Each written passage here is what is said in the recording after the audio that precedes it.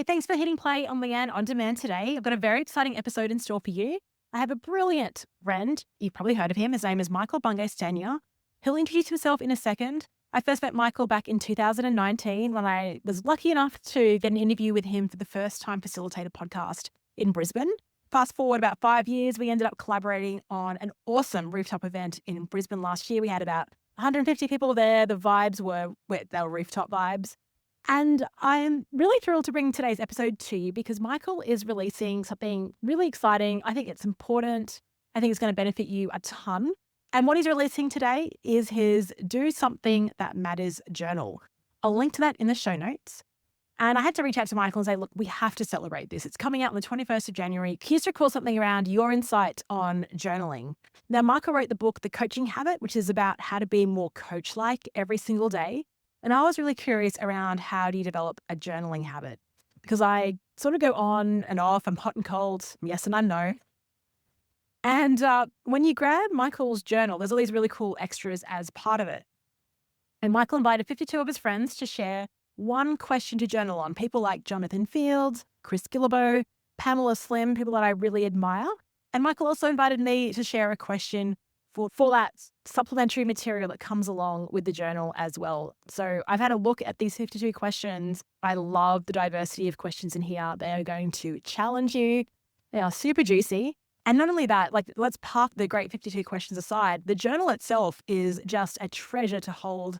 It feels beautiful in your hand. It is elegant. The paper is really nice. It feels really great to write on. And I think all that contributes to it, reducing the friction of actually writing in it. You want to write in it. Anyway, that's my perspective. Let's hear a bit more from Michael from the journal and why he structured it the way that he did. I am Michael Bungay Stanier, sometimes called MBS. If you know me at all, it might be because I wrote a book called The Coaching Habit. But probably if you know me at all, it's because I am an official friend of Leanne, FOL. It's a very aspirational thing to be. And I have a new journal coming out. It's called the Do Something That Matters journal. And Leanne asked me to record a really short piece on my point of view on journaling. And I'm glad she did because I have some points of view on that. And the first thing to say is if journaling works for you, it can be really powerful, really helpful. But for me, I've spent 20 years failing to journal for the most part. And I realized there were some structures and some choices you want to make around journaling. Um, and I just want to give you those choices so you can see what might suit you. Because if you've tried journaling before and rejected it, there may be a way of coming back to it and designing the journaling experience that's best for you. So, a first choice is like, do you want structure or not? And how much structure? Because there's the whole spectrum. You can do the so called morning pages, which is you just write, I think it's 3 pages nonstop. There's no structure there. It's kind of James Joycean stream of conscious, blurt it all out on the page. Some people like a lot of structure. So there are some journals, they're more planners, where you're going to write down the date and your 3 goals and the temperature and the direction of the wind and all the meetings and the people you care about. And you're going to rewrite your 5 values and you're going to write out your entire strategy. I mean, I'm exaggerating, but some planners, I find these very daunting. It looks like it takes about 2 hours to get through just the filling in all the bits and pieces stage.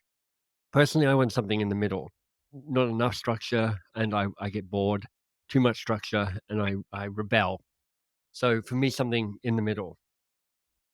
Then you've got a choice between, for the sake of what are you doing a journal?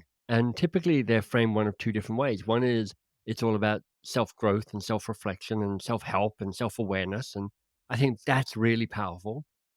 And if that's all it is, sometimes that feels just a little bit navel gazing. Nothing wrong with navel gazing, but I'm also ambitious. I'm ambitious for myself and I'm ambitious for the world. I want to make a difference. I want to serve the world.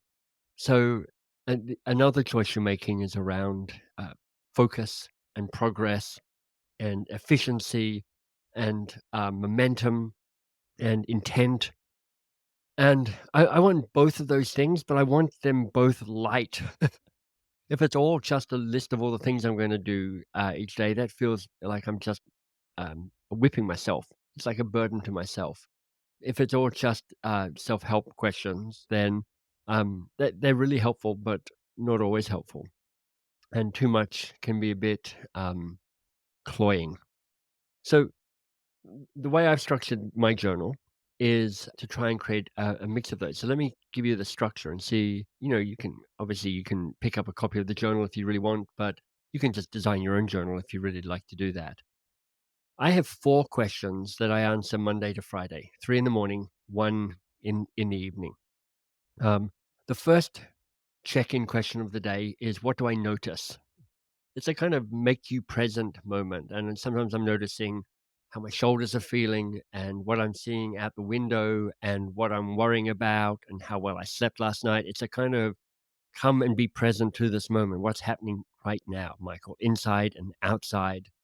The second question is, what's the one thing? Um, I am somebody that tends to have too many things on my plate, and asking myself, what's the one thing? It just helps me get clear around of if I could do only one thing today, what's the one thing that would be most useful? And then the third question is, what do I want? Readers of the coaching habit might recognize that because it's one of the coaching habit questions.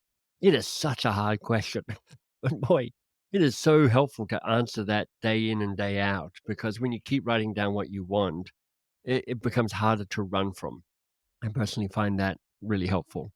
Then the question that's designed for the end of the day, although I often answer it in the morning looking back on the day before, is what made today a good day? Um, I didn't want to just write about, what did you achieve? What did you succeed? What did you tick off? What progress did you make? Because those aren't all, they aren't everything about how you measure a really good day. So what made today a good day? Then the way I structured my journal is I've got 3 kind of deeper, more provocative questions at the start, at the end, and in the middle of the week. So I start the week with trying to ask a deep question, one that provokes me, something like, what burden is it finally time to put down? What's the hard lesson you keep needing to learn? What skill of yours is underutilized at the moment? I have a question at the end of the week, which is like effectively, what did you learn from the week and variations on that? What was the most important thing from the week? What do you want to remember from the week? What's different now from Monday? Questions like that. And then in the middle of the week, I have an orientation question, which is like just to help me stick my head up and go, hey, how's it going? Do I need to tweak or do anything? It's like, what needs to change? What assumption were you working on that's proven to be true or has been proven to be untrue? Questions like that. So that's 2 of the 3 things I wanted to say about journals. Here's the other thing that's true about me for journals, and it might be true for you as well, is I have a lot of abandoned journals in a box somewhere. I wrote for a day or a week or 2 weeks and then got bored and put it away. And, it's part of what you're trying to do with the journaling habit is make it a habit. And you got to get over that hump and get into the grind of it. One of the ways I've structured my journal is it's got 3 6-week cycles in it. So you end a cycle and then you kind of reboot and you get ready for another cycle. And one of the things I learned from a book by Daniel Gilbert called Stumbling into Happiness is that um, if you can introduce more endings and beginnings, there's more of a chance of creating more memorable experiences, but also just more of a chance of restarting. Kind of taps into the Katie Milkman work around change, around the fresh start effect. Um, if you're journaling for a whole year, that's a whole year without a fresh start. If you have a reboot every 6 weeks, you've got more chance to kind of stay engaged in your own life and in your own journaling. Anyway, that's me. I hope some of that's useful. If you're super keen, you can find out more about the journal at the Do Something That Matters journal. That's the name of it. Available most places you buy a journal. Um, and there's a URL, but I can't remember what it is.